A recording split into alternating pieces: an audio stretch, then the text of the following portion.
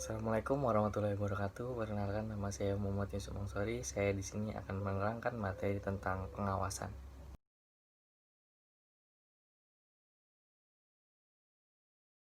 Pengertian pengawasan. Pengawasan merupakan fungsi terakhir yang harus dilaksanakan dalam manajemen. Pengawasan adalah kegiatan manajer yang diusahakan agar pekerjaan terlaksana sesuai dengan rencana yang ditetapkan dari suatu hasil yang dikehendaki. Pengawasan adalah fungsi manajer yang merupakan pengukuhan dan perbaikan dan pelaksanaan kegiatan-kegiatan dari para bawahannya agar supaya yakin bahwa sasaran-sasaran perusahaan dan rencana-rencana yang sudah direncanakan dapat tercapai.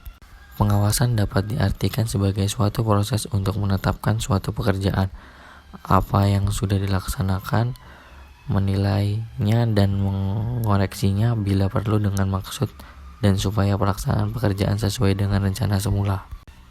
Ada pula yang memberikan definisi pengawasan adalah usaha untuk dapat mencegah kemungkinan penyimpangan dari rencana-rencana, instruksi-instruksi, saran yang telah ditetapkan.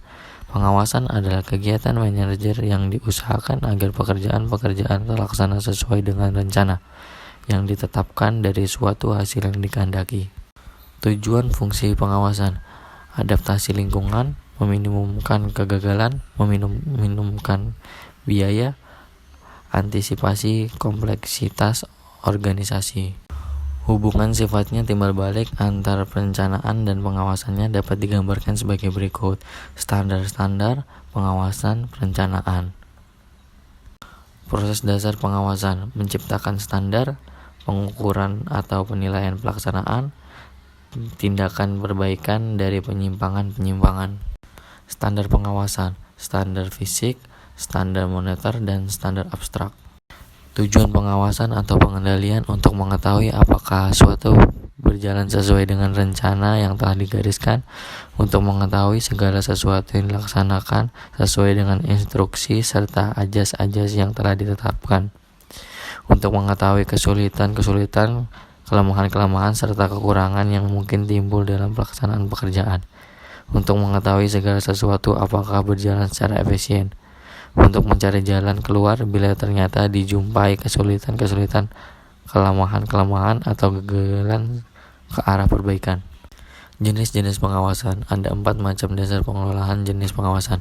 1. Waktu pengawasan. Pengawasan preventif dimaksudkan pengawasan yang dilakukan sebelum terjadinya penyelewengan, kesalahan atau deviation. Pengawasan represif dimaksudkan pengawasan setelah rencana sudah dijalankan, dengan kata lain diukur hasil-hasil yang telah dicapai dengan alat mengukur standar yang telah ditentukan terlebih dahulu. 2. Objek pengawasan. Produksi pengawasan ini untuk mengetahui bagaimanakah kualitas dan kuantitas dari produksi. Jenis-jenis pengawasan. Ada 4 macam dasar pengelolaan jenis pengawasan. 1. Waktu pengawasan. Pengawasan preventif dimaksudkan pengawasan yang dilakukan sebelum terjadinya penyelewengan, kesalahan atau deviation. Pengawasan represif dimaksudkan pengawasan setelah rencana sudah dijalankan, dengan kata lain diukur hasil-hasil yang telah dicapai dengan alat mengukur standar yang telah ditentukan terlebih dahulu. 2. Objek pengawasan. Produksi pengawasan ini untuk mengetahui bagaimanakah kualitas dan kuantitas dari produksi. Subjek pengawasan. Pengawasan inter yaitu pengawasan yang dilakukan oleh atasan dari petugas untuk bersangkutan, atau pengawasan yang dilakukan oleh aparat pengawasan yang ada pada organisasi atau instansi yang bersangkutan itu sendiri. Pengawasan ekstern yaitu pengawasan yang dilakukan oleh atasan orang-orang di luar organisasi bersangkutan. Cara mengumpulkan fakta-fakta guna pengawasan: personal observasi, oral report atau laporan lisan, written report atau laporan tertulis, laporan dan pengawasan kepada hal-hal yang bersifat istimewa. Syarat-syarat pengawasan. Pengawasan harus mendukung sifat dan kebutuhan daripada aktivitas. Pengawasan harus melaporkan setiap penyimpangan yang terjadi dengan segera. Pengawasan harus mempunyai pandang ke depan. Pengawasan harus luas dan fleksibel.